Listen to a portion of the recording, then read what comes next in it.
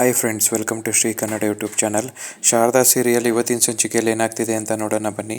ನೀವೇನಾದರೂ ನಮ್ಮ ಚಾನಲ್ನ ಫಸ್ಟ್ ಟೈಮ್ ನೋಡ್ತಾ ಇದ್ದರೆ ದಯವಿಟ್ಟು ಸಬ್ಸ್ಕ್ರೈಬ್ ಮಾಡ್ಕೊಳ್ಳಿ.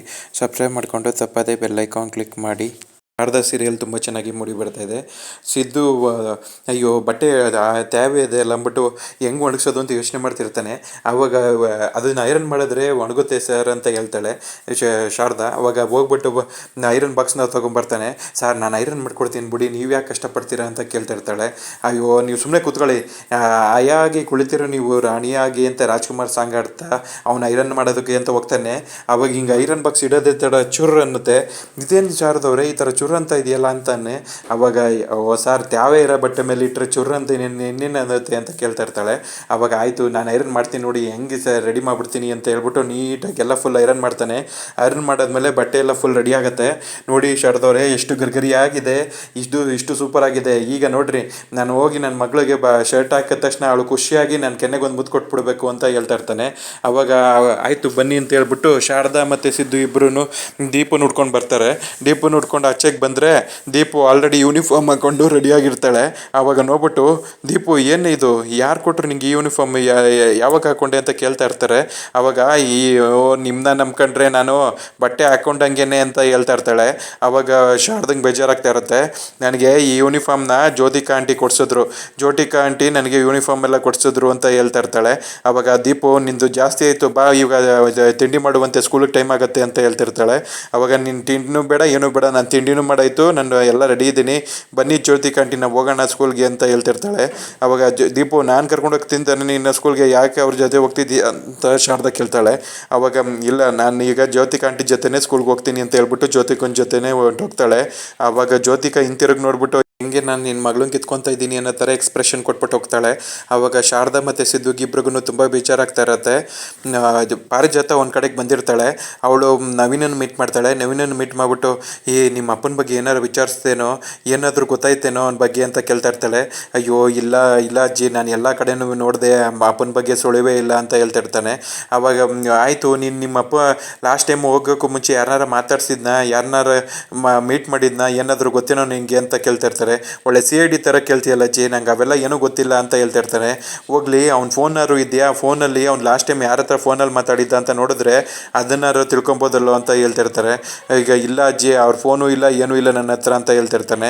ಅವಾಗ ಹಂಗಾದ್ರೆ ಹೆಂಗೋ ಹುಡ್ಕೋದು, ಹೋಗ್ಲಿ ಪೊಲೀಸ್ ಕಂಪ್ಲೇಂಟ್ ಏನಾರು ಕೊಟ್ಬಿಡೋಣ ಅಂತ ಕೇಳ್ತಿರ್ತಾಳೆ. ಅಯ್ಯೋ ಇಲ್ಲ ಅಜ್ಜಿ, ಪೊಲೀಸ್ ಕಂಪ್ಲೇಂಟ್ ಕೊಡೋದು ಕರೆಕ್ಟು ಅನಿಸುತ್ತೆ, ಪೊಲೀಸ್ ಕಂಪ್ಲೇಂಟ್ ನೀವೇ ಹೋಗಿ ಕೊಟ್ಬಿಡಿ ಅಂತ ಹೇಳ್ತಾರೆ.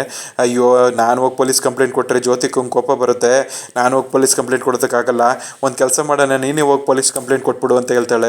ಅವಾಗ ಇಲ್ಲ ನಾನು ಪೊಲೀಸ್ ಸ್ಟೇಷನ್ ಒಳಗಡೆ ಹೋದರೆ ನನಗೆ ಒಳ್ಳೆ ಅತ್ತೆ ಮನೆಗೆ ಹೋದಂಗೆ ಅಲ್ಲೇ ಇಡ್ಸ್ಕೊಂಡ್ಬಿಡ್ತಾರೆ ನನ್ನ ಅಂತ ಹೇಳ್ತಿರ್ತಾನೆ. ಅಯ್ಯೋ ನೀನು ಕೊಡೋದಕ್ಕಾಗಲ್ಲ ನಾನು ಕೊಡೋದಕ್ಕಾಗಲ್ಲ ಪೊಲೀಸ್ ಕಂಪ್ಲೇಂಟ್ನ, ಇನ್ನೇನು ಮಾಡೋದು, ರೋಡಲ್ಲಿ ಪಾಂಪ್ಲೇಟ್ ಮಾಡಿ ಅಂಟಿಸ್ಬಿಡೋಣ ಅಂತ ನವೀನ ಹೇಳ್ತಾನೆ. ಅಯ್ಯೋ ಬೇಡ ಕಣೋ, ಅದನ್ನು ಪೊಲೀಸವ್ರ ಪರ್ಮಿಷನ್ ಇಲ್ಲದೆ ನಾವು ಆ ಥರ ಮಾಡೋದಕ್ಕಾಗೋದಿಲ್ಲ. ಆಮೇಲೆ ಪೊಲೀಸವ್ರು ನೋಡ್ಬಿಟ್ಟು ಇದು ಯಾಕೆ ಈ ಥರ ಅಂಟಿಸಿದ್ದಾರೆ ಅಂತ ಕೇಳ್ತಾರೆ, ಅದು ಚೆನ್ನಾಗಿರೋದಿಲ್ಲ, ಬೇಡ ಕಣೋ ಅಂತ ಹೇಳ್ತಾರೆ. ಹೋಗ್ಲಿ ಅವ್ನ ಫೋನ್ ಏನಾದ್ರೂ ಫೋನ್ ನಂಬರಲ್ಲಿ ಕಾಲ್ ಲಿಸ್ಟ್ ಅಂತ ತೆಗ್ಸಿದ್ರೆ ಅವನು ಲಾಸ್ಟ್ ಟೈಮ್ ಯಾರ ಹತ್ರ ಮಾತಾಡಿದ್ದ ಅಂತೆಲ್ಲ ಗೊತ್ತಾಗುತ್ತೆ. ಆವಾಗ ನಮಗೆ ಅವನು ಹುಡ್ಕೋದಕ್ಕೆ ಈಸಿ ಆಗುತ್ತೆ ಅಂತ ಪಾರಿಜಾತ ಹೇಳ್ತಾ ಇರ್ತಾಳೆ. ಅವಾಗ ಗುಡ್ ಐಡಿಯಾ ಅಜ್ಜಿ ಅಂತ, ಅದಕ್ಕೆಲ್ಲ ತುಂಬ ಖರ್ಚಾಗುತ್ತೆ ಅಂತ ಹೇಳ್ತಿರ್ತಾನೆ.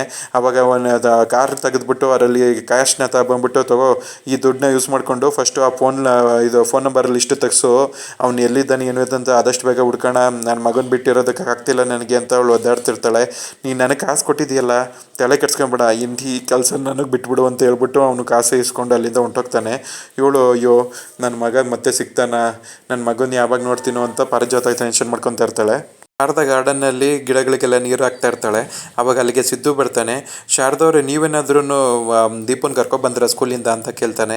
ಅವಾಗ ಇಲ್ಲ ಸರ್, ನೀವೇ ತಾನೇ ಹೋಗಿದ್ದು ಕರ್ಕೊಂಬರೋದಕ್ಕೆ, ನಾನೆಲ್ಲಿ ಕರ್ಕೊಂಬರಲಿ, ಸುಳ್ಳು ಹೇಳ್ತಾ ಇದ್ದೀರಾ, ಅಲ್ಲೇ ಉಚ್ಕೊಂಡಿದ್ದಾಳೆ ಅವಳು, ನನ್ನ ಆಟಾಡಿಸ್ಬೇಕು ಅಂತಿದ್ದಾಳ ಅಂತ ಹೋಗಿ ಕರ್ಕೊಂಬರೋದಕ್ಕೆ ಅಂತ ಶಾರದಾ ಹೋಗ್ತಿರ್ತಾಳೆ. ಅಯ್ಯೋ ಶಾರದವ್ರೆ ಎಲ್ಲೂ ಇಲ್ಲ, ಅಲ್ಲಿ ನಾನು ಮಗುನ ಕರ್ಕೊಂಬರೋದಕ್ಕೆ ಹೋದರೆ ಅಲ್ಲಿ ಸ್ಕೂಲಲ್ಲಿ ನಿಮ್ಮ ಫ್ಯಾಮಿಲಿ ಮೆಂಬರ್ ಯಾರೋ ಬಂದು ಕರ್ಕೊಂಡೋದ್ರು ಅಂತ ಹೇಳಿದ್ರು ಅಂತ ಹೇಳ್ತಿರ್ತಾನೆ. ಅಯ್ಯೋ ಹಂಗಾದ್ರೆ ಯಾರು ಕರ್ಕೊಂಡೋದ್ರು, ಏನಾದರೂ ಆ ನರಸಿಂಹ ಕರ್ಕೊಂಡು ಹೋಗ್ಬಿಟ್ನ ಅಂತ ಶಾರದಾ ಟೆನ್ಷನ್ ಮಾಡ್ಕೊತಿರ್ತಾಳೆ. ಅಯ್ಯೋ ಶಾರದವ್ರೆ ಆ ನರಸಿಂಹ ಬರೋದಕ್ಕೆ ಸಾಧ್ಯನೇ ಇಲ್ಲ, ನಾವಿಬ್ಬರು ಹೋಗಿ ಸ್ಕೂಲಲ್ಲಿ ವಿಚಾರಿಸೋಣ ಬನ್ನಿ ಅಂತ ಹೇಳ್ತಿರ್ತಾನೆ ಸಿದ್ದು. ಆಯಿತು ಅಂದ್ಬಿಟ್ಟು ಸಿದ್ದು ಶಾರದಾ ಸ್ಕೂಲ್ ಹತ್ರ ಹೋಗೋದಕ್ಕೆ ಅಂತ ಹೋಗ್ತಿರ್ತಾರೆ. ಅವಾಗ ಜ್ಯೋತಿಕನ ಕಾರ್ ಬರುತ್ತೆ. ಜ್ಯೋತಿಕನ ಕಾರಲ್ಲಿ ದೀಪು ಬಂದಿರ್ತಾಳೆ. ದೀಪುನ ನೋಡ್ಬಿಟ್ಟು ಸಿದ್ದು ಡೋರ್ ಓಪನ್ ಮಾಡಿ ದೀಪುನ ಇಳಿಸ್ಕೊತಾನೆ. ಅವಾಗ ದೀಪು ನೀನು ಯಾವಾಗಲೇ ಇಲ್ಲಿ ಬಂದೆ, ಕರ್ಕೊಂಬರೋದಕ್ಕೆ ಅಂತ ನಿಮ್ಮ ಅಪ್ಪ ಸ್ಕೂಲ್ ಹತ್ರ ಹೋಗಿದ್ರು, ಅವ್ರು ವಾಪಸ್ ಬಂದರು ಗೊತ್ತಾ ಅಂತ ಕೇಳ್ತಾ ಇರ್ತಾಳೆ. ಅವಾಗ ಅಯ್ಯೋ ಹೋಗಮ್ಮ, ನೀ ಇಲ್ಲಿ ನಾನು ಅಪ್ಪನ ಜೊತೆ ನಡ್ಕೊಂಬರೋದಕ್ಕೆ ನನಗಿಷ್ಟ ಇಲ್ಲ. ನಾನು ಜ್ಯೋತಿಕಾ ಅವ್ರ ಆಂಟಿ ಜೊತೆ ನನಗೂ ಕಾರಲ್ಲಿ ಬಂದೆ, ನಾನು ಅವ್ರ ಜೊತೆ ಕಾರಲ್ಲಿ ಹೆಂಗೆ ಜುಯ್ ಅಂತ ಬಂದೆ ಗೊತ್ತಾ, ಸೂಪರಾಗಿತ್ತು ಅಂತ ಹೇಳ್ತಿರ್ತಾಳೆ. ಅವಾಗ ನೀನು ಹಂಗೆಲ್ಲ ಯಾರನ್ನ ನಮ್ಮ ಮಾತನ್ನ ಕೇಳ್ದೆ ನೀನು ಅವ್ರ ಜೊತೆ ಹೋಗಿದ್ದು ತಪ್ಪಲ್ವಾ ಅಂತ ಕೇಳ್ತಾ ಇರ್ತಾಳೆ. ಅವಾಗ ನೀನು ಬೈಯಕ್ಕೆ ಹೋಗ್ಬೇಡ ಶಾರದಾ, ಮಗು ನನ್ನ ಜೊತೆ ಪ್ರೀತಿಯಿಂದ ಬಂತು, ನೀನು ಯಾಕೆ ಮಗುಗೆ ಬೈಯೋದಕ್ಕೆ ಹೋಗ್ತೀಯಾ ಅಂತ ಜ್ಯೋತಿಕಾ ನಾಟಕ ಆಡ್ತಿರ್ತಾಳೆ. ದೀಪು ನನ್ನ ಮೊಬೈಲಲ್ಲಿ ಗೇಮ್ ಆಡ್ತಾಳೆ, ಮತ್ತು ನನ್ನ ಲ್ಯಾಪ್ಟಾಪಲ್ಲಿ ವಿಡಿಯೋ ಗೇಮ್ಸ್ ಆಡ್ತಾಳೆ. ಅವಳು ಎಲ್ಲದರಲ್ಲೂ ನನ್ನ ಜೊತೆ ನನ್ನ ಮೇಕಪ್ ಸೆಟ್ನ ಯೂಸ್ ಮಾಡ್ತಾಳೆ, ಎಲ್ಲನೂ ಮಾಡ್ತಾಳೆ ಗೊತ್ತಾ ಅಂತ ಹೇಳ್ಬಿಟ್ಟು ಖುಷಿಯಾಗಿ ಹೇಳ್ಕೊತಾ ಇರ್ತಾಳೆ. ಸರಿ ಜ್ಯೋತಿಕಾ ಅಮ್ಮ ನಾನು ಒಳಗಡೆಗೆ ಹೋಗ್ತೀನಿ ಅಂತ ಹೇಳ್ಬಿಟ್ಟು ಅವಳು ಒಳಗಡೆಗೆ ಹೊಂಟೋಗ್ತಾಳೆ. ಅವಾಗ ದೀಪು ದೀಪು ಅಂತ ಶಾರದಾ ಕರಿತಾ ಇರ್ತಾಳೆ. ಜ್ಯೋತಿಕಾ ಅಮ್ಮ ಎಷ್ಟು ಚೆನ್ನಾಗಿದೆ ಅಲ್ವಾ ಕೇಳೋದಕ್ಕೆ ಅಂತ ಜ್ಯೋತಿಕಾ ಹೇಳ್ತಾ ಇರ್ತಾಳೆ. ಅವಾಗ ಒಂದು ನಿಮಿಷ ಇರೋ ದೀಪು ಅಂತ ಅವಳ ಹಿಂದೆಗಡೆ ಸಿದ್ದುನು ಹೊಂಟೋಗ್ತಾನೆ. ಅವಾಗ ಶಾರದಾ ಯೋಚನೆ ಮಾಡ್ಕೊಂಡು ನಿಂತಿರ್ತಾಳೆ. ಅಲ್ಲಿ ಚಿಟ್ಕೆ ಹೊಡೆದು ಕರೆದ್ಬಿಟ್ಟು ಜ್ಯೋತಿಕಾ ಹೇಳ್ತಾಳೆ, ನೋಡಿದ್ಯಾ ಶಾರದಾ, ನಿನ್ನ ಮಗಳು ಇವತ್ತು ನನ್ನ ಅಮ್ಮ ಅಂತ ಕರಿತಾ ಇದ್ದಾಳೆ. ಅವಳನ್ನ ಹೆಂಗೆ ನಾನು ಕ್ಲೋಸ್ ಮಾಡ್ಕೊಂಡಿದ್ದೀನೋ ಅದೇ ಥರನೇ ಒಬ್ಬೊಬ್ಬರನ್ನೇ ಎಲ್ಲರೂ ನಾನು ನಿನ್ನಿಂದ ಕಿತ್ಕೊತೀನಿ. ಆ ಸಿದ್ದುನು ಹೆಂಗೆ ಕಿತ್ಕೊಬೇಕು ಅಂತ ನಂಗೆ ತುಂಬ ಚೆನ್ನಾಗಿ ಗೊತ್ತು ಅಂತ ಹೇಳ್ತಾ ಇರ್ತಾಳೆ. ಆವಾಗ ಶಾರದಂಗೆ ತುಂಬ ಕೋಪ ಬರುತ್ತೆ. ಅವಳಿಗೆ ಹೊಡಿಯೋದಕ್ಕೆ ಅಂತ ಹೋಗ್ತಾಳೆ. ಫಸ್ಟು ಈ ಹೊಡಿಯೋಕ್ಕೆ ಹೋಗೋದನ್ನು ಬಿಡು, ಈ ಹೊಡಿಯೋಕ್ಕೆ ಹೋಗೋದು ನೀನು ಈ ಥರ ನೀನು ಬುದ್ಧಿ ಇಟ್ಕೊಂಡಿರೋದಕ್ಕೆ ನಿನ್ನ ಮಗಳು ನಾನು ಕ್ಲೋಸ್ ಆಗ್ತಾ ಇರೋದು. ನೀನು ಈ ಥರ ಹೊಡಿಯೋ ಬುದ್ಧಿನ ಇಟ್ಕೊಬೇಡ.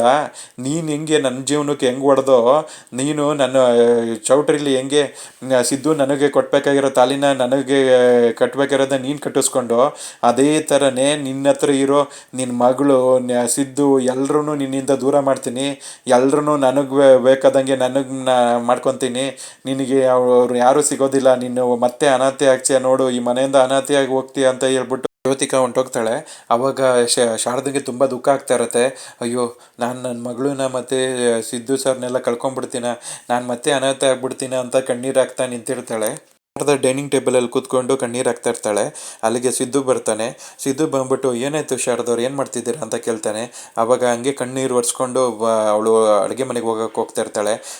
ಶಾರದವ್ರೆ ಅಳ್ತಾ ಇದ್ದೀರಾ, ಯಾಕೆ ಹೇಳ್ತಾ ಇದ್ದೀರಾ, ಏನಾಯಿತು? ಓ, ನಮ್ಮ ದೀಪು ಅವಳು ಜ್ಯೋತಿಕನ ಜೊತೆ ಕ್ಲೋಸ್ ಆಗಿದ್ದಾಳೆ ಅಂತನಾ ಅಂತ ಕೇಳ್ತಾ ಇರ್ತಾಳೆ. ಅವಾಗ ಹೌದು ಸರ್, ನನ್ನ ಎಷ್ಟು ದೀಪು ನನ್ನ ಮಾತನ್ನ ಕೇಳಿಕೊಂಡು ಅಮ್ಮ ಅಮ್ಮ ಅಮ್ಮ ಅಂತ ನನ್ನ ಹಿಂದೆನೇ ಓಡಾಡ್ತಿದ್ಲು. ನಾನು ಅವಳಿಂದ ಸ್ಕೂಲಿಂದ ಬಂದ ತಕ್ಷಣ ನಾನೇ ಡ್ರೆಸ್ ಚೇಂಜ್ ಮಾಡಿ ಎಲ್ಲ ಮಾಡಿ ಅವಳಿಗೆ ತಿಂಡಿ ಕೊಡ್ತಾಯಿದ್ದೆ. ಆದರೆ ಇವತ್ತು ಹೋಗಿ ಆ ಜ್ಯೋತಿಕನ ರೂಮಿಗೆ ಸೇರ್ಕೊಂಡಿದ್ದಾಳೆ. ಹೋದವಳು ಇಲ್ಲಿವರೆಗೂ ಇಲ್ಲಿ ಆಚೆಗೇ ಬಂದಿಲ್ಲ. ನನ್ನ ಮಾತಾಡಿಸ್ತೇನೆ ಅಲ್ಲೇ ಇದ್ದಾಳೆ. ಅವಳ ಜೊತೆ ಮಾತಾಡಿ ತುಂಬ ಹೊತ್ತಾಯಿತು ಅಂತ ಹೇಳ್ತಾ ಇರ್ತಾಳೆ. ಅವಾಗ ಮಕ್ಕಳು ಹಂಗೇನೆ ಶಾರದವ್ರೆ, ಅವ್ರ ಮನಸ್ಸು ಈ ಹಸಿ ಮಣ್ಣಿನ ಥರ ಹೆಂಗೆ ಬೇಕೋ ಹಂಗೆ ಚೇಂಜ್ ಆಗ್ತಾ ಇರುತ್ತೆ. ಅಲ್ಲಿ ಅವಳಿಗೆ ಕಾರಲ್ಲಿ ಬರೋದು ಇಷ್ಟ ಅಲ್ವಾ, ಅದಕ್ಕೇ ಜ್ಯೋತಿಕನ ಜೊತೆ ಕಾರಲ್ಲಿ ಬಂದಿದ್ದಾಳೆ. ಅಷ್ಟಕ್ಕೆ ಮಾತ್ರಕ್ಕೆ ಅವಳು ಜ್ಯೋತಿಕನ ಜೊತೆ ಆಗಿ ಹೋಗ್ಬಿಡಲ್ಲ. ಅವ್ಗೆ ನಿಮ್ಮ ಮೇಲೆ ತುಂಬ ಪ್ರೀತಿ ಇದೆ, ನನ್ನ ತಾಯಿ ನನ್ನ ಅಮ್ಮ ಅನ್ನೋ ಭಾವನೆ ಇದೆ. ಅವಳು ನಿಮ್ಮಿಂದ ಯಾವತ್ತೂ ದೂರ ಹೋಗೋದಿಲ್ಲ. ಅವಳು ಏನೋ ಪ್ರೀತಿ ತೋರಿಸಿದಾಳೆ ಅಂತ ಅವಳ ಜೊತೆ ಸ್ವಲ್ಪ ಒಳ್ಳೆ ಟೈಮ್ ಸ್ಪೆಂಡ್ ಮಾಡ್ತಿದ್ದಾಳೆ ಅಷ್ಟೇ. ಅವಳು ಮತ್ತೆ ವಾಪಸ್ ಬರ್ತಾಳೆ, ನೀವು ತಲೆ ಕೆಡಿಸ್ಕೊಬೇಡಿ ಅಂತ ಹೇಳ್ತಾ ಇರ್ತಾರೆ. ಅವಾಗ ಆದರೆ ದೀಪು ಯಾವತ್ತೂ ಈ ಥರ ಮಾಡಿರಲಿಲ್ಲ ಸರ್. ಅವಳು ನಿಜವಾಗ್ಲೂ ನನ್ನ ಮಗಳೇನಾ, ಇವಳನ್ನ ದೀಪು ನಮ್ಮ ಹುಡುಗಿನ ಅಂತ ನನಗೆ ಅನ್ನಿಸ್ತಾ ಇದೆ. ಆ ಥರ ಅವಳು ಬದಲಾಗಿದ್ದಾಳೆ. ಅದನ್ನ ನೋಡಿದ್ರೆ ನನಗೆ ತುಂಬ ಬೇಜಾರಾಗ್ತಾ ಇದೆ ಸರ್. ಅಲ್ಲಿ ಜ್ಯೋತಿಕಾ ಏನಾದ್ರು ಹೇಳಿದ್ಲಾ, ಅವಳೇನಾದ್ರು ಮಾತಾಡಿದ್ಲಾ ಹೇಳಿ ನನಗೆ ಅಂತ ಸಿದ್ದು ಕೇಳ್ತಾ ಇರ್ತಾನೆ. ಇಲ್ಲ ಸರ್, ಅವಳೇನೂ ಹೇಳಿಲ್ಲ ನನಗೆ. ಆದರೆ ಎಲ್ಲಿ ನನಗೆ ನಿಮ್ಮನ್ನು ಮತ್ತು ದೀಪನ ಕಳ್ಕೊಂಡ್ಬಿಡ್ತೀನಿ ಅಂತ ತುಂಬ ದುಃಖ ಆಗ್ತಾ ಇದೆ ಅಂತ ಕಣ್ಣೀರು ಹಾಕ್ತಾ ಇರ್ತಾಳೆ. ಶಾರದವ್ರೆ, ನಾನು ನಿಮ್ಮನ್ನ ಎಷ್ಟು ಪ್ರೀತಿಯಿಂದ ನಿಮಗೆ ಮೊದಲು ನಾನು ತಾಳಿ ಕಟ್ಬಿಟ್ಟೆ ನಿಮ್ಗೆ ಗೊತ್ತಿಲ್ಲದೇನೆ ಅಂತ ಹೇಳ್ಬಿಟ್ಟು ನನ್ನ ಮೇಲೆ ಕೋಪ ಮಾಡ್ಕೊಂಡಿದ್ರಿ. ಇವಾಗ ನಾನು ನಿಮ್ಮನ್ನ ಬಿಟ್ಟೋಗ್ಬಿಡ್ತೀನಿ ಅಂತ ನಿಮಗೆ ದುಃಖನ, ನನ್ನೇ ಅಷ್ಟೊಂದು ಪ್ರೀತಿ ಮಾಡ್ತೀರಾ ಅಂತ ಸಿದ್ದು ಕೇಳ್ತಾ ಇರ್ತಾನೆ. ಅವಾಗ ಸರ್, ನಿಮ್ಗೆ ಅದೆಲ್ಲ ಅರ್ಥ ಆಗೋದಿಲ್ಲ. ನಿಮ್ಮನ್ನ ಮತ್ತು ದೀಪನ ಎಲ್ಲಿ ಕಳ್ಕೊಂಬಿಡ್ತೀನೋ ಅಂತ ತುಂಬ ಭಯ ಆಗ್ತಿದೆ ನನಗೆ ಅಂತ ಹೇಳ್ತಿರ್ತಾಳೆ. ನೀವು ಒಂದನ್ನು ಮನಸ್ಸಲ್ಲಿ ಇಟ್ಕೊಳ್ಳಿ, ನೀವು ನಿಮ್ಮನ್ನ ಮಾತ್ರ ಯಾರು ಬಂದ್ರೂ ದೂರ ಮಾಡೋದಕ್ಕೆ ಸಾಧ್ಯನೇ ಇಲ್ಲ.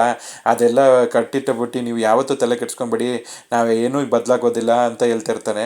ಆವಾಗ ಸರಿ ಟೈಮ್ ಆಯಿತು, ನಾನು ದೀಪಗೆ ಊಟ ಮಾಡಿಸ್ತೀನಿ ಅಂತ ಹೇಳ್ಬಿಟ್ಟು ಪ್ಲೇಟಿಗೆ ಅನ್ನ ಸಾಂಬಾರನ್ನ ಹಾಕೊಂಬಿಟ್ಟು ನಾನು ದೀಪಗೆ ಊಟ ಮಾಡಿಸ್ತೀನಿ ಅಂತ ಹೋಗ್ತಾ ಇರ್ತಾಳೆ.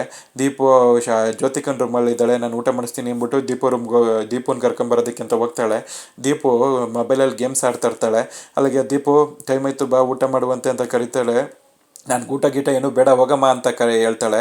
ಆವಾಗ ಏನು ತಂದಿದ್ದೀಯಾ ಅಂತ ಕೇಳ್ತಾಳೆ. ಆವಾಗ ಅನ್ನ ಬೇಳೆ ಸಾರು ಅಂತ ಹೇಳ್ತಾಳೆ. ಆ ಅನ್ನ ಬೇಳೆ ಸಾರ ನನಗಂತೂ ಬೇಡಪ್ಪ, ಯಾವಾಗ ನೋಡಿದ್ರು ಅನ್ನ ಬೇಳೆ ಸಾರು ಅನ್ನ ಬೇಳೆ ಸಾರು, ನಾನು ಅದನ್ನ ತಿನ್ನೋದಿಲ್ಲ ಅಂತ ಹೇಳ್ತಿರ್ತಾಳೆ. ಆವಾಗ ಶಾರದಾ ಹೇಳ್ತಾಳೆ, ನಾವು ಊಟಕ್ಕೆ ಮರ್ಯಾದೆ ಕೊಡಬೇಕು, ಈ ಊಟಕ್ಕೋಸ್ಕರನೇ ಎಷ್ಟೊಂದು ಜನ ತುಂಬ ಕಷ್ಟಪಡ್ತಾ ಇರ್ತಾರೆ, ಅಂಥದ್ರಲ್ಲಿ ನಮಗೆ ಊಟ ಸಿಕ್ಕಿದೆ ಅಂದರೆ ಅದನ್ನು ನಮ್ಮ ಪುಣ್ಯ ಅನ್ಕೊಬೇಕು ಅಂತ ಹೇಳ್ತಿರ್ತಾಳೆ.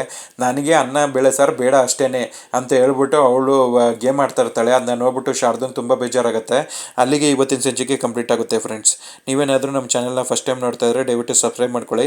ಸಬ್ಸ್ಕ್ರೈಬ್ ಮಾಡಿಕೊಂಡು ತಪ್ಪದೇ ಬೆಲ್ ಐಕಾನ್ ಕ್ಲಿಕ್ ಮಾಡಿ. ಮುಂದಿನ ಸಂಚಿಕೆಯೊಂದಿಗೆ ಮತ್ತೆ ಭೇಟಿಯಾಗೋಣ ಫ್ರೆಂಡ್ಸ್. Thank you.